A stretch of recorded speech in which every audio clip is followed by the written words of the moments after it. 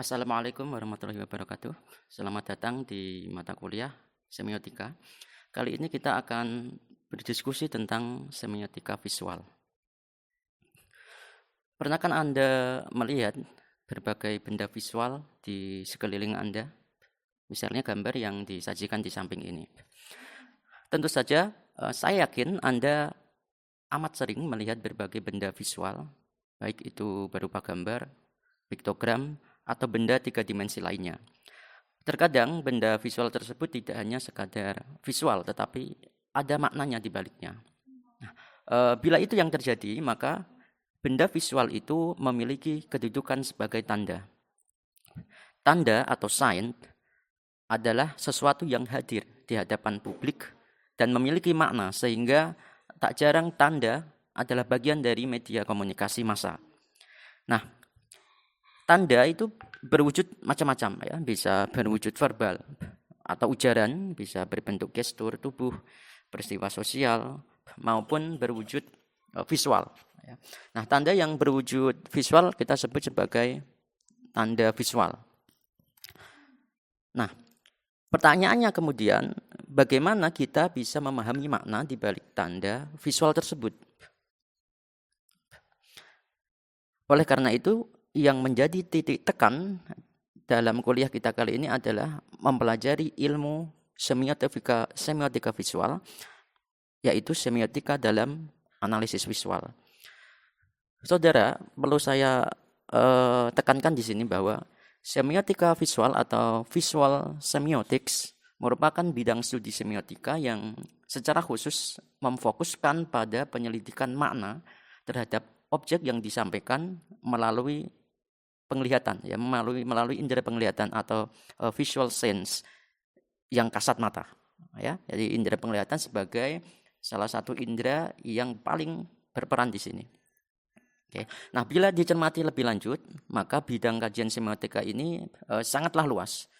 Bahkan tidak terbatas pada pengajian seni rupa, baik itu seni lukis, patung, batik, arsitektur, melainkan juga dapat mengarah pada bidang kajian seni yang lain, misalnya sampai desain produk dan desain komunikasi visual yang lain.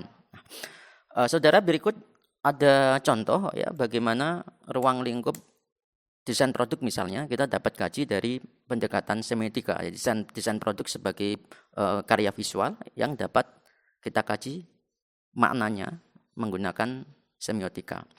Bila saudara disajikan dua produk berikut, ketika saudara adalah laki-laki, kira-kira saudara memilih yang mana? Nah, lazimnya ketika saudara laki-laki maka memilih produk B, ya.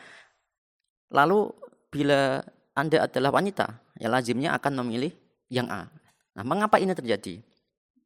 Ya, padahal di dalam desain produk itu tidak ada tulisan atau label for men atau for women. Nah, dengan demikian, secara umum, desain produk ini sesungguhnya memiliki atau berstatus sebagai tanda visual yang dapat mengarahkan secara tidak langsung ya, pengguna untuk memilihnya atau tidak. Nah, inilah contoh yang sangat jelas di dalam produk ya, desain produk sebagai bagian dari contoh kajian semiotika visual ya. Nah, barangkali pemilihan-pemilihan itu dipengaruhi oleh aspek warna atau unsur warna yang melekat dalam desain produk itu. Ya, lazimnya warna biru muda, warna pink itu adalah warna-warna untuk wanita. Sehingga ketika sebuah produk diberi warna demikian, maka lazimnya ini untuk wanita, ya bukan untuk pria. Begitu sebaliknya, ya warna hitam atau warna gelap itu cenderung dekat dengan warna yang laki-laki. Nah, yang lain juga selain warna bisa jadi juga bentuk ya, bentuk yang tegas. Ini adalah bentuk cenderung laki-laki. Bentuk yang feminim ini cenderung bentuk yang perempuan. Begitu juga dengan font ya, font yang melekat pada produk itu juga mempengaruhi aspek tanda di sini. Nah, masih banyak yang lain saudara, misalnya sebuah iklan sini ya, iklan pakaian ya, limited edition ya. Ini salah satu contoh bagaimana karya visual ini di dalamnya melekat tanda gitu ya, yang dapat kita kaji menggunakan semiotika visual.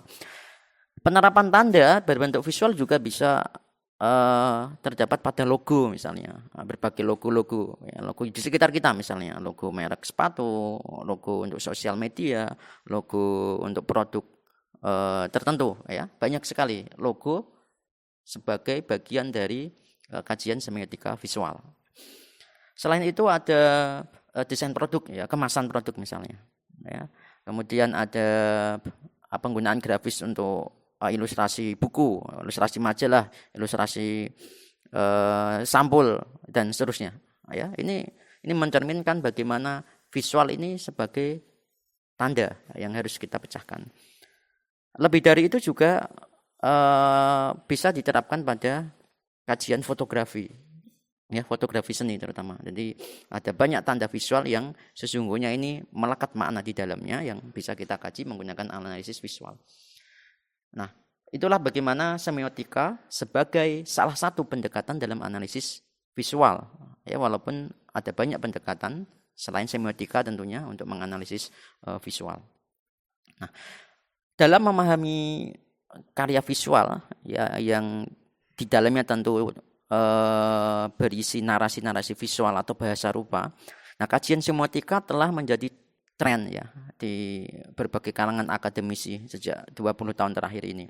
Nah, kajian semiotika juga dapat memaparkan aspek visual, narasi visual atau bahasa rupa apapun ya di dalamnya yang bisa menjembatani antara si kreator di satu segi dan si penikmat di segi yang lain.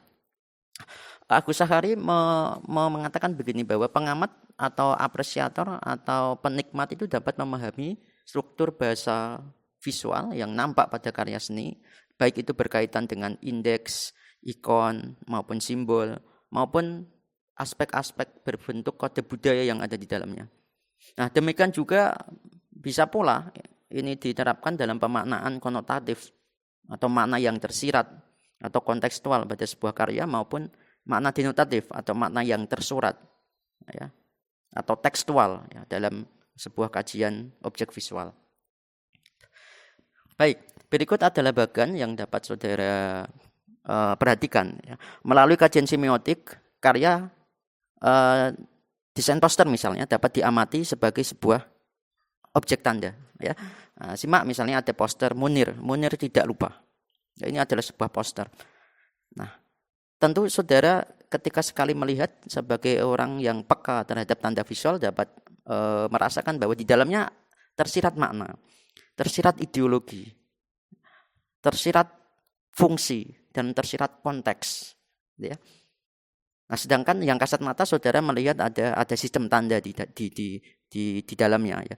Ada ikon wajah Munir, kemudian ada font, ada tulisan, ada teks Munir tidak lupa. Yang disusun dengan struktur yang formal misalnya. Dengan huruf yang serif, yang berkait, kecenderungan huruf ini tegas. Nah, ini adalah sebuah fakta visual, sebuah data visual yang dapat memberikan pemahaman kepada kita bahwa analisis semiotika visual ini dapat diterapkan untuk menelaah karya seni, baik fine art, desain maupun kriya, untuk melihat tanda dan makna di dalamnya. Nah, saudara, ada tugas untuk saudara ya untuk memperkaya pemahaman terhadap karya seni, baik seni rupa, fine art, kriya maupun desain sebagai objek tanda yang bisa dikaji menggunakan semiotika. Saudara cari 5 contoh karya seni rupa, baik itu mewakili ya 5 ya, mewakili satu lukis, kemudian satu kartun editorial, iklan, kemasan, dan poster ya, ada 5 ya. Nah, dari kelima contoh itu uraikan secara ringkas tanda-tanda visual apa saja yang ada, ya, tanda visual apa saja yang ada, serta apa maknanya menurut saudara. Simpan dalam bentuk file PDF serta unggah pada menu assignment di Elena UNES dengan menggunakan akun masing-masing. Baik, pekerjaan saudara dan diupload itu sebagai bukti kehadiran dalam kuliah ini. Terima kasih. Wassalamualaikum warahmatullahi wabarakatuh.